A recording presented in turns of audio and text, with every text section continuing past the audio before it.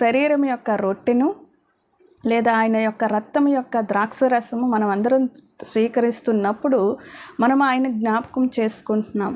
ఆ మాటను బట్టి ఆయన ఈ యొక్క పలుకు అనేది ఆయన సెలవిచ్చాడు. ఏంటంటే, జీవాహారము నేనే, నా యందు ఎవరైతే భుజిస్తారో, నా శరీరము ఎవరిలైతే నిలిచి ఉంటుందో, నా రక్తము ద్వారా ఎవరైతే విశ్వాసము ద్వారా పాపరహితుగా ఆయన ఈ లోకానికి వచ్చి పాపాన్ని క్షమించడానికి ఆ యొక్క రక్తాన్ని చిందించిన ఆ యొక్క రక్తమును బట్టి ఎవరైతే స్వీకరిస్తారో, ఆ రక్తమును బట్టి ఆ శరీరం యొక్క రొట్టెను బట్టి మనము ఆయనలో కలపబడతాము, మనలోనికి ఆయన ప్రవేశిస్తాడు. కాబట్టి ఆయన బిడ్డలుగా, ఆయన మనకి తండ్రిగా, మనకి దేవుడిగా ఈ లోకములో ఆయన నిలిచి ఉన్నాడనేది అది జ్ఞాపకం అనేది మనం గమనిస్తాం. కాబట్టి మనము జీవాహారమును బట్టి మనం